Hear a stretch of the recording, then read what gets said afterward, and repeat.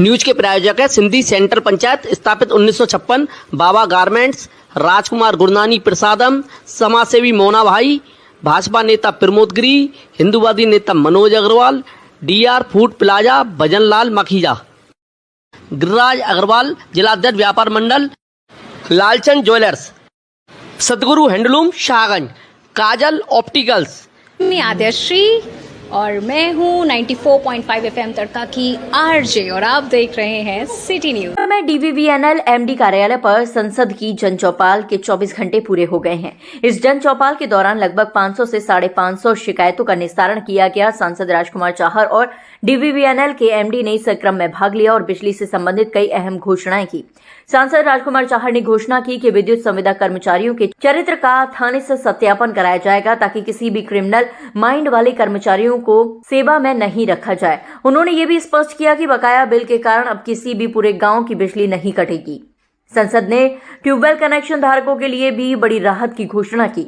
अब इन्हें एक फेज में विद्युत आपूर्ति मिलेगी जिससे उनका बिजली संबंधी अनुभव बेहतर होगा।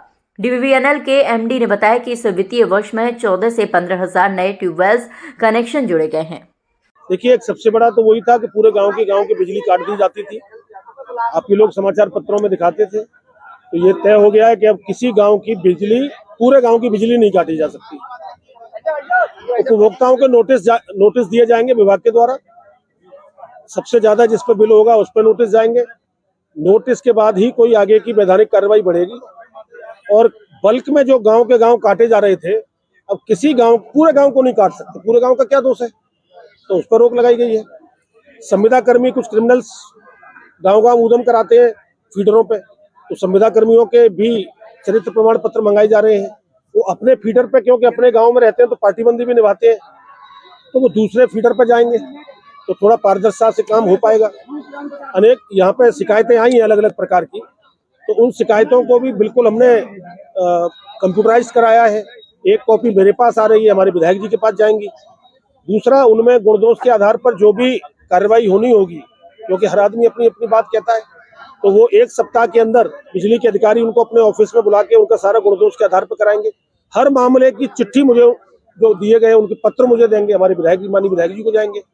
तो इस तरह से एक जन चौपाल में जो भी शिकायतें आई हैं उनका निस्तारण, प्रदेश सरकार की योजनाओं का लाभ, और जो बिजली विभाग की कमियां थी, जो जनता की शिकायत थी कि भाई जो बड़ी बड़ी शिकायत थी, उन शिकायतों का निस्तारण यहाँ क्या है। और आगे भी हमने ये कहा है, आप अधिकारियों के समक्ष कहा है कि अगर फिर भी कोई कमियां और शिकायतें बार बार आई तो अब 24 घंटे बैठे, फिर हम 48 घंटे बैठेंगे। हमारा काम है जनसेवा करना। और कुल कितनी शिकायतें आई? वो अभी कलेक्ट हो रही है। अभी तक मुझे लगता है 500 550 से ऊपर की शिकायत आई है। अच्छा, जो फर्जी मुकदमे लिखाए जाते हैं उस पर फर्जी मुकदमे समाप्त होंगे। हमने आपके सामने ही कहा है कि अगर हॉट टॉक करने पे मुकदमा लिखा दिया सरकारी कार्य में बाधा का, तो ठीक है। ज्यादा से ज्यादा ये है कि थोड़ा बहुत धक्का मुक्की किया, किसी ने धक्का मुक्की का भी अधिकार किसी को नहीं है।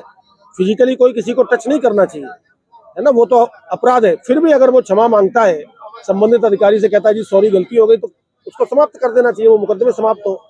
चोरी के, बिजली की चोरी, जैसे पहले क्या करते थे, पूरा गांव काट दिया और बिजली की चोरी की FIR करा दी, तो वो बड़ा सब्जेक्ट था अपने आप में। तो उस सब्जेक्ट को पूरे को समाप्त किया गया है। तो और भी सारे विषय है, सब पर चर्चा हुई।